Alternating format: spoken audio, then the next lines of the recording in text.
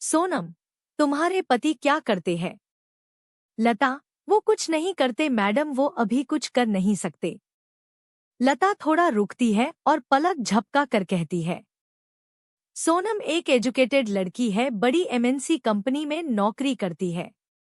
Job के दौरान ही उसे प्यार भी हो जाता है। मानव उसी के ऑफिस में, दोनों को पहली ही कुछ मुलाकातों में प्यार हो जाता है और लगभग 1 साल की डेटिंग के बाद ही दोनों शादी करने का फैसला भी ले लेते हैं।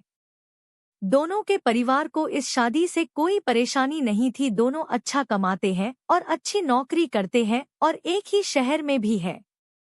सोनम और मानव की शादी हो जाती है। दोनों बड़े शहर के अच्छे फ्लैट में अपनी जिंदगी की शुरुआत करते हैं। काम करने के लिए उन्होंने एक नौकरानी रखी। लता करीब 38 साल की। सोनम ने उसे काम पर रखते हुए ही अच्छी तरह से सारे रूल्स बता दिए थे। साथ ही उसे यह भी कहा कि अगर वो यहाँ रहना भी चाहे तो रह सकती है। लेकिन लता ने बोला कि नहीं, उसका घर पास ही है, वो वही जाएगी और सुबह जल्दी वापस आ जाएगी। लता घर का सारा काम अच्छे से करती, अच्छी तरह से खाना बनाती और साफ सफाई भी करती। इसके काम में कोई भी कंप्लेंट नहीं थी। शादी के करीब 7 महीने बाद ही सोनम और मानव के बीच झगड़े होना शुरू हो गए। हर छोटी छोटी बात पर झगड़ा होने लगा। पहले तो झगड़ा छोटा हुआ करता था, जो थोड़ी सी बात से शुरू होकर खत्म हो जाएगा करता था। लेकिन फिर कभी कभी इन दोनों में कई दिनों तक बात नहीं होती। ऑफिस की बातें भी उनके झगड़े का एक प्रमुख कारण रहती थी। उन दोनों को लगने लगा कि उन्होंने एक दूसरे से शादी करके गलती कर दी। ऑफिस की एक मीटिंग दौरान दोनों ही बॉस के साथ, उसमें मानव ने सोनम की बात के बाद अपनी बात रखी, जो कि बॉस को ज्यादा पसंद आई। इस बात से सोनम को बहुत गुस्सा आया और वो बात हमेशा की तरह इस बार भी उनके घर तक पहुंची। सोनम ने इस बात को लेकर मानव को बहुत कुछ सुनाया और साथ ही उसने नौकरी छोड़ने और तलाक की बात भी की। लता यह उनकी सारी बातें, सारा झगड़ा हमेशा से सुना करती थी। बस वो अपने काम में लगी रहती। जब खाना बन जाता तो वो दोनों को कहती। ज्यादातर वो लोग अलग अलग बैठ कर ही खाते थे। सोनम अगले दिन ऑफिस नहीं गई। दोपहर तक अपने कमरे में बंद रही। लता ने मैडम का दरवाजा भी नहीं खटखटाया। उसे अच्छी तरह पता था कि अभी वो कुछ भी नहीं चाहती। दोपहर के बाद सोनम अपने कमरे का दरवाजा खोलकर बाहर आई। लता किचन साफ करके अपने घर जा रही थी। उसके हाथ में उसका एक छोटा सा झोला था। सोनम बाहर आते ही लता को चाय के लिए कहती है। लता चाय बनाने लग जाती है। सोनम का मूड ठीक नहीं है। सोनम किचन में लता के पास जाती है। लता उसे खाना के पूछती है।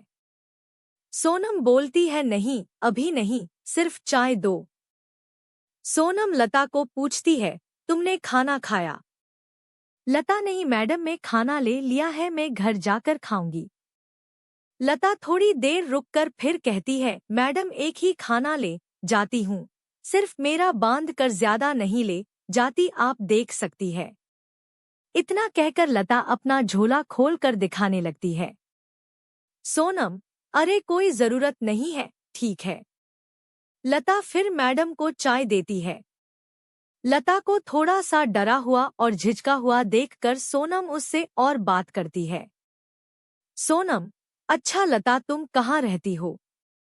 मैडम यही थोड़ी दूरी पर ही मेरा घर है। सोनम, तुम्हारे पति क्या करते हैं? लता, वो कुछ नहीं करते मैडम, वो अभी कुछ कर नहीं सकते। लता थोड़ा रुकती है और पलक झपका कर कहती है, उनको लकवा आया है, उनका बायां शरीर काम नहीं करता, ठीक से बोल भी नहीं पाते। सोनम, अरे तुमने कभी बताया नहीं, फिर घर दवाई यह सब तुम ही संभालती हो। लता, हाँ मैडम, 2 बच्चों की पढ़ाई छोटे स्कूल में है, लेकिन मैं चाहती हूँ कि वो पढ़ाई करें, हमेशा से मेरी उनके खाने के बाद खाने की आदत है, इसलिए पहले उनको खिलाऊंगी फिर मैं खाती हूँ, इसलिए सुबह शाम का खाना ले जाती हूँ। सोनम लता की बातें सुनकर हैरान रह जाती है। उसे पता नहीं था कि लता इतनी साहसी है और कभी भी उसने अपने चेहरे या काम से यह लगने नहीं दिया। लता फिर कहती है, मैडम मैं आपसे कुछ कहना चाहती हूँ, आप बुरा ना मानो तो। सोनम ने तुरंत ही जवाब दिया, हाँ कहो ना प्लीज। मैडम अभी हमारे पास जो होता है हमें उसकी कद्र नहीं होती है, समय कैसे बदल जाता है पता भी नहीं चलता है।